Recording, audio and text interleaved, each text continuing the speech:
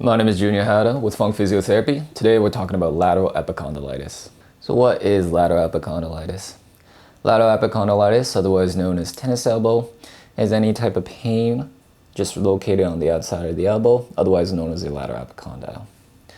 This is an overuse injury that is common in individuals who use a lot of their wrists, such as people playing racket sports, or people that use their hands and wrists a lot for their work, such as plumbers, electricians, anybody using a lot of tools.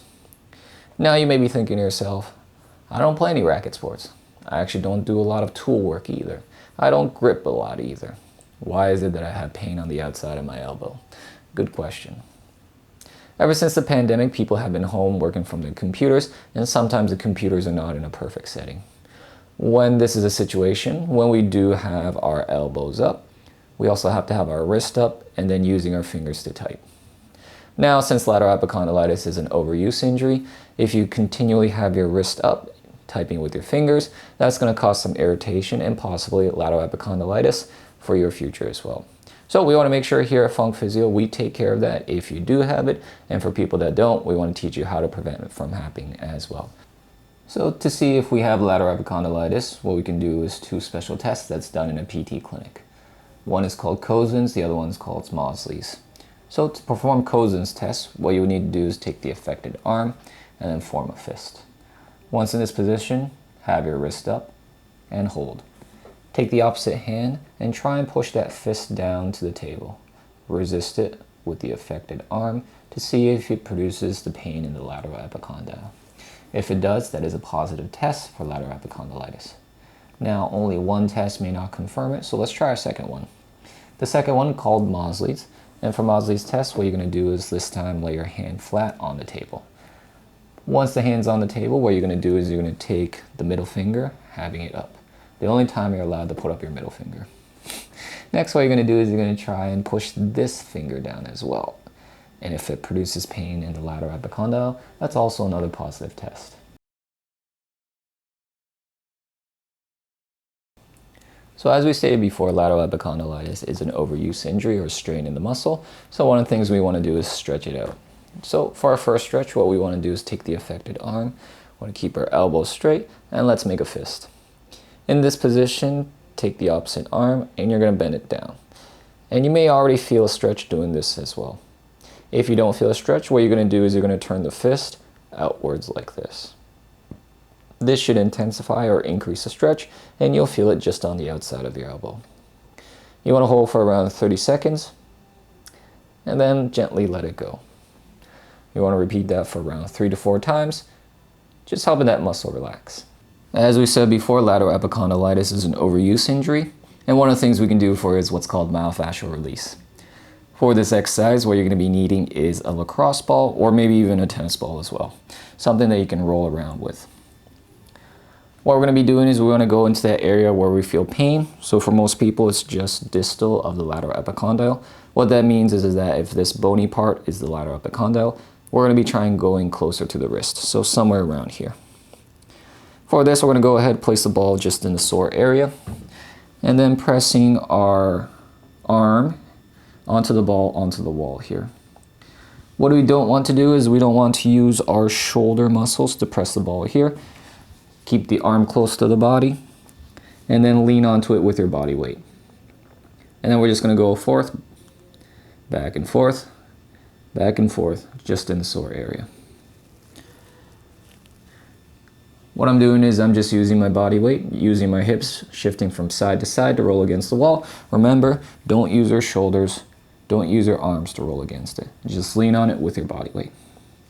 Repeat this for 2 minutes, just letting your muscles relax. So let's say you don't have a lacrosse ball, but you want to do something similar. What you're going to need is you're going to come up to a wall with a corner, and we're going to find a spot in our elbow where it's a little bit sore from the lateral epicondylitis. For most people, it's just going to be distal to the lateral epicondyle, which means that it's going to be a little bit closer to the wrist. So try and find the area. So if this is the part of my elbow that's the lateral epicondyle, I want to come a little bit closer to the wrist, so somewhere around here. So I'm going to find the first spot. Same principle, I'm just going to lean up against the wall using my body weight. And if this is enough, I can just hang out here. If I want to get a little bit fancy and work the area a little bit more, what I can do is I can move my wrist up and down. By doing this, it'll actively release the area. And after I do a couple reps and it starts feeling good, what I want to do is I want to move to a new spot. So let's say if I worked here, maybe I want to move a little bit further away. Same principle, you're just going to go ahead, back and forth. For this release as well, going for 2 minutes, no more. One principle of physical therapy is that you want to perform isometrics before you perform isotonics. Now what that means is that you want to strengthen the muscle in a neutral or just in the range of motion that it's set in before you perform exercises through the whole range of motion. So let's perform this with our lateral epicondylitis as well. For this exercise, what you're going to be doing is you're going to place the affected arm on the table, and then you're going to take the opposite hand, putting it on top. What you're going to do is you're going to think about pushing your wrist up into the opposite hand without the joint moving. So as you can see, I'm using my right hand to push up, but my left hand is keeping it down. And I feel the muscle firing right in my forearm. So after we practice the isometric contractions, one thing that we can move on to is now called an eccentric contraction. Now what that means is that when we perform a normal muscle movement, such as wrist extension, there's a concentric, which is the going up, and then there'll be the eccentric, which in this case is going down. So whenever the muscle gets lengthened but also contracting, that's technically called an eccentric contraction. So for our eccentric wrist extension, what we're going to be doing is you're going to take a weight.